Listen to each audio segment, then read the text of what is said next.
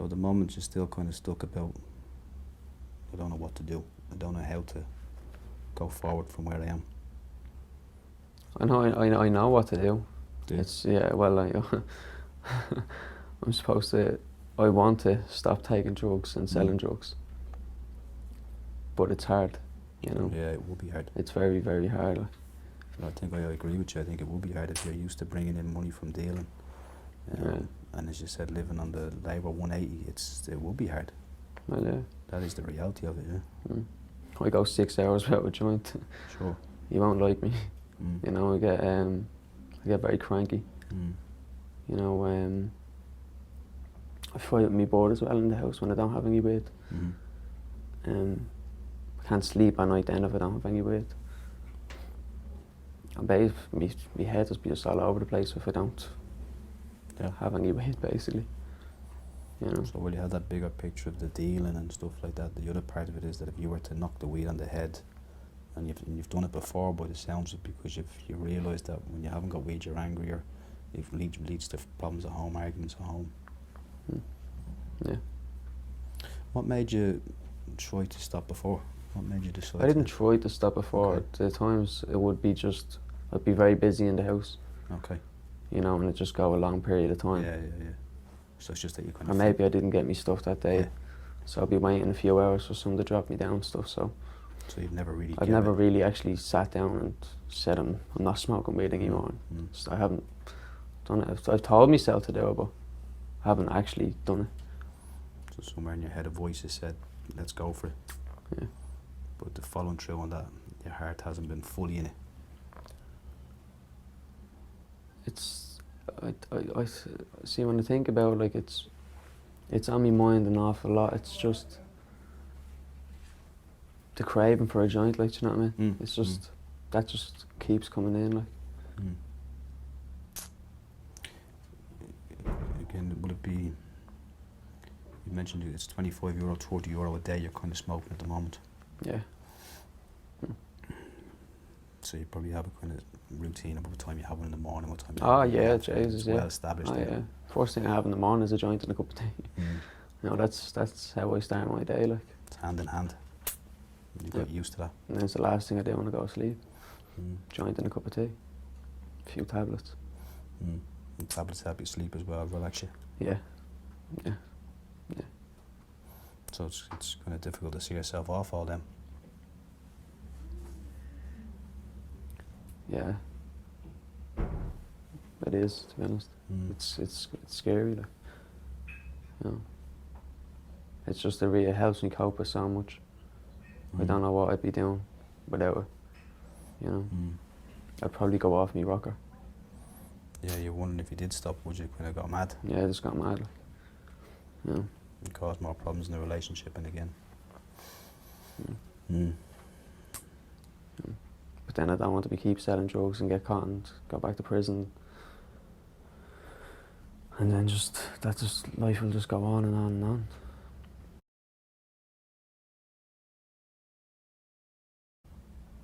Yeah, it's very clear listening to you, you're really struggling with this two positions and this kind of dilemma for you about, and you kind of got one foot on one side, one foot on another side, and you go back and forth, what will I do, and when you think about making a change, some things that pop into your head to kind of say how the change would be so difficult, pull you back from making that change. Yeah. And as you look forward, you kind of don't necessarily see this getting any better.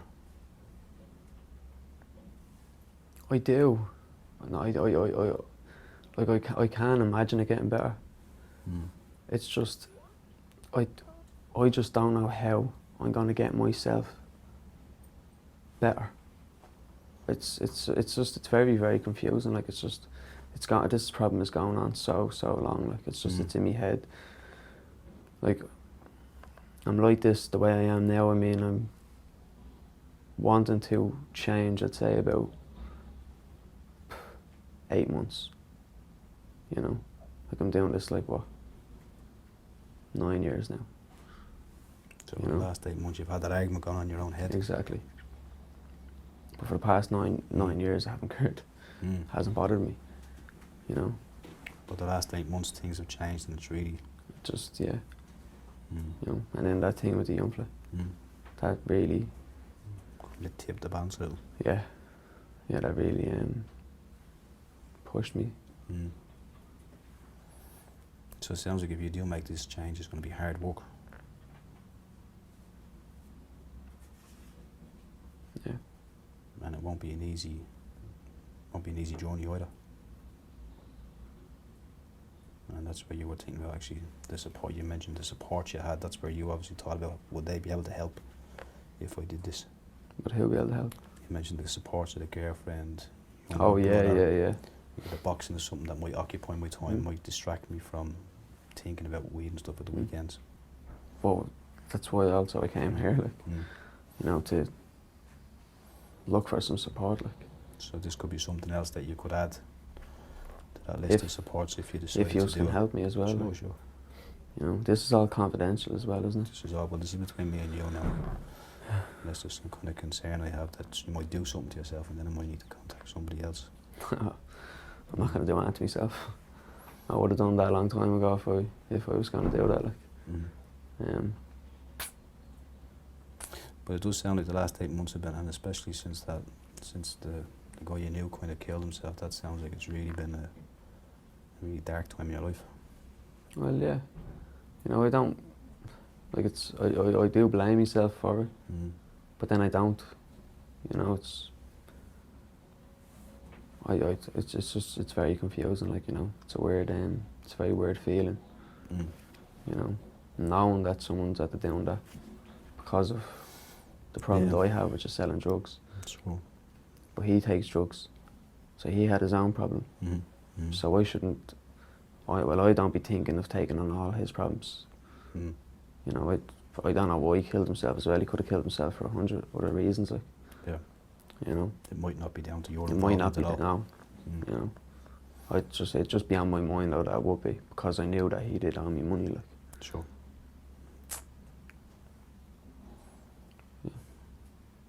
Can I take us back a little bit? Is there, in terms of the reasons for you to stay involved at what you're doing, so it's the dealing, it's the weed use and the tablet use, is it useful to look at that as a whole package, or would it be useful to separate it into, as you said, dealing is almost addictive in itself, that's one piece, or would it be useful to look at the weed and the tablet use separate to the dealing, it was all hand in hand?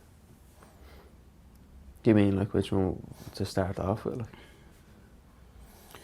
So if you think if we were to make a change, would it be easier to start with the tablets and the weed rather than the dealing? I'd say the best way to be starting it would be with the weed, like. Okay. Definitely, like, you know. Okay, so then that's where you get that. Because if I have no money, that's just going to frustrate me, you know. But if I have money and I can tell myself not to get weed, I think that'll help, you know, because I think that'll help me get past that addiction. You know, knowing that I have money in my pocket, being able to get some, but not getting it. That makes rather sense. than not having any money in my pocket and then not being able to get some, so not having it. So I'd rather just deal with the weight. I think we should deal with the weight first, like. Okay. Be a good way to go. Okay. And the barriers that you see to them making that change is just that when you've been without weed before, you've got angry, you haven't been nice around the house, it's led to arguments, and then you went off and got a few smokes or something, and then got stoned. Yeah, and then I'm grand again, and then I'm laughing, and then I'm back to myself. You know. When the weed gets you back to who you are. Exactly. Yeah. So it seems like that you kind of now have a bit more direction in your mind, that the weed is the place to start for you. It's the one thing that might be more doable than other things, and just to try and pull things together. I guess how we came to that point.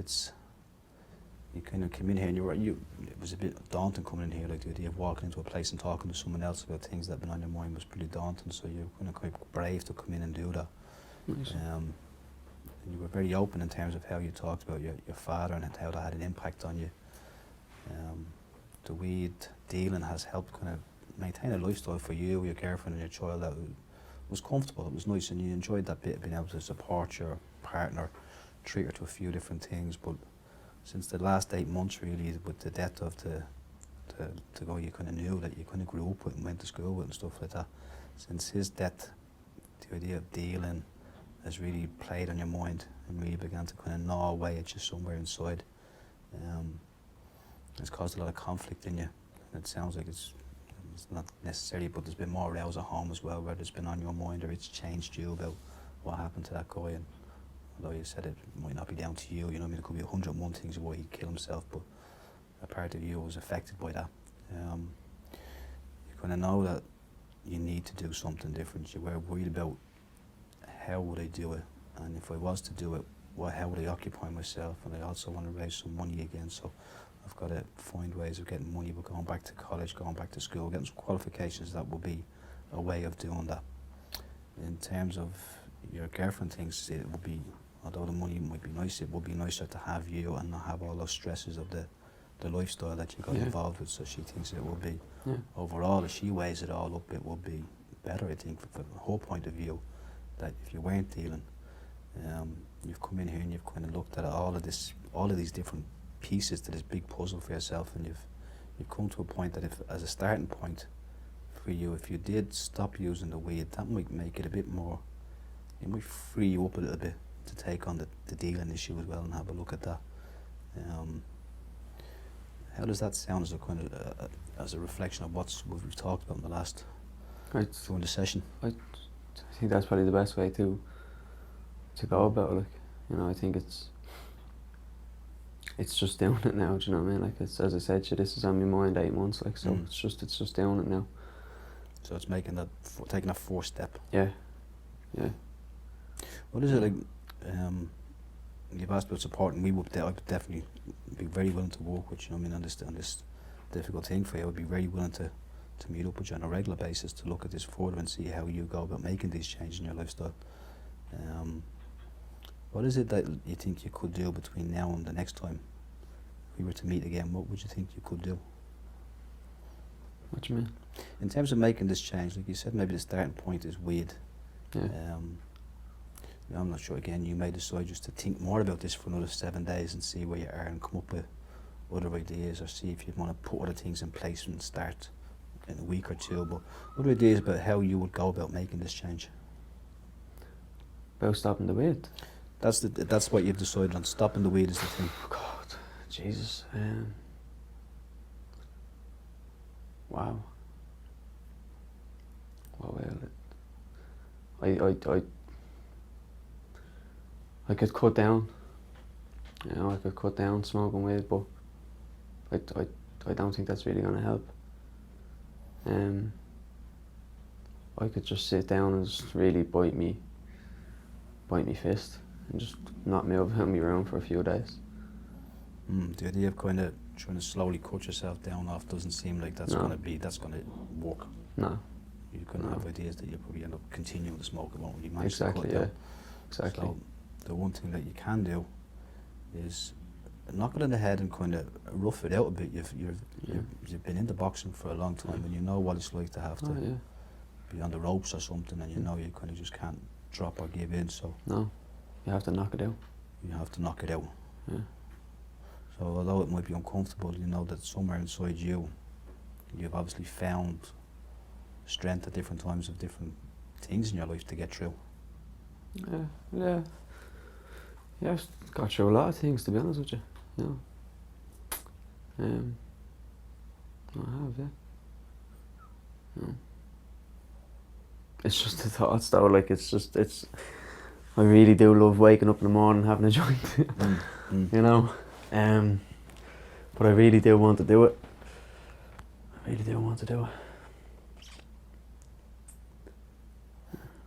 So that's where you're at now. You really want to do this.